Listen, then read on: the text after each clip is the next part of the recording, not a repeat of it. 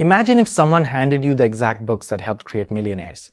Not random books, not motivational fluff, but the same books recommended again and again by entrepreneurs, investors, and self-made millionaires. Because here's something interesting. Many wealthy people read the same few books over and over. Not hundreds, just a small collection that completely changes how they think about money, success, and opportunities. And today, we're going to explore 5 books that millionaires constantly recommend. Some of these books are over 80 years old, yet the ideas inside them still create wealth today. And by the end of this video, you might realize something surprising. The difference between people who struggle financially and people who become wealthy often starts with what they learn. Let's start with the first book.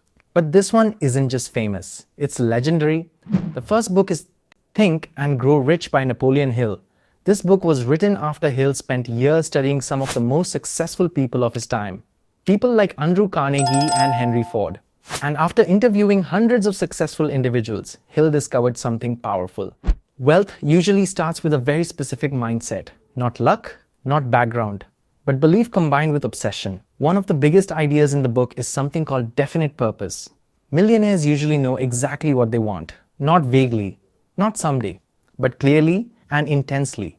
They pursue their goals with a level of persistence that most people give up on too early. Hill believed that once your mind becomes fully committed to a goal, your brain starts noticing opportunities that others completely miss. And that idea alone has shaped generations of entrepreneurs. But mindset alone isn't enough, because even with the right mindset, many people still struggle with money. And that leads us to the second book, Rich Dad, Poor Dad by Robert Kiyosaki. This book changed how millions of people understand money. And the main idea is shockingly simple. Most people work for money, but wealthy people make money work for them. Author explains this through one powerful concept, assets and liabilities. An asset puts money in your pocket. A liability takes money out. And here's the surprising part. Many things people believe are assets are actually liabilities. Expensive cars, luxury items, even large houses sometimes.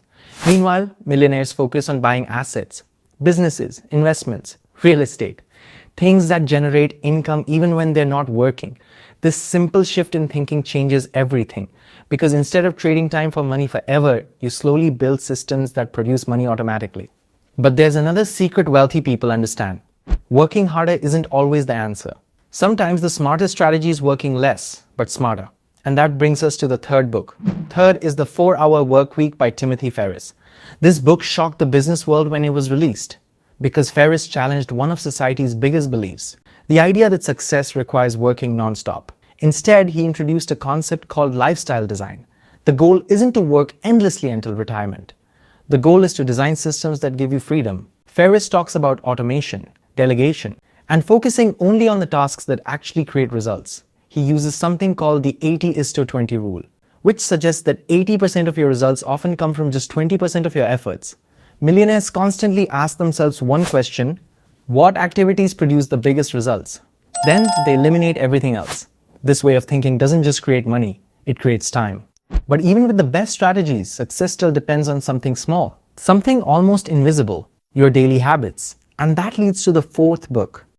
The fourth book is Atomic Habits by James Clear. This book explains something fascinating. Success rarely happens from one massive decision. It usually comes from tiny habits repeated every day. Clear explains the idea of 1% improvement.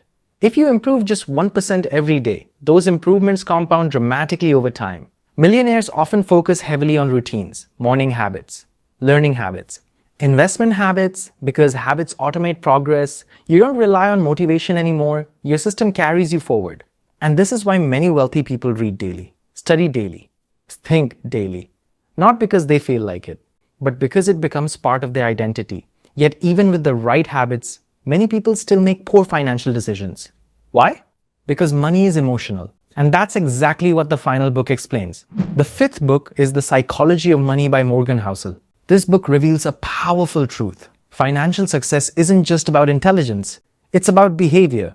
Housel explains that two people with the same knowledge can have completely different financial outcomes, because one controls emotions and the other doesn't. Fear, greed, impatience. These emotions cause people to sell investments too early or chase risky opportunities. Meanwhile, wealthy investors often follow a much simpler strategy: patience, consistency, and long-term thinking.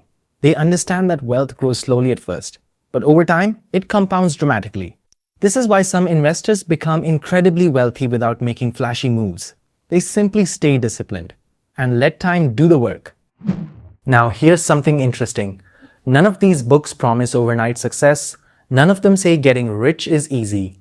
But together, they teach something incredibly powerful. Millionaires think differently. They think about mindset, assets, leverage, habits, and long-term behavior.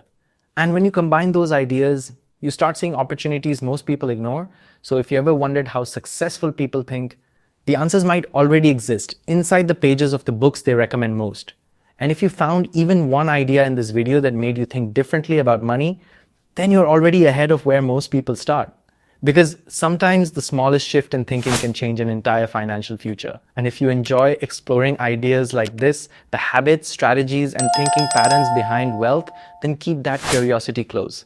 The next idea you learn might be the one that changes everything.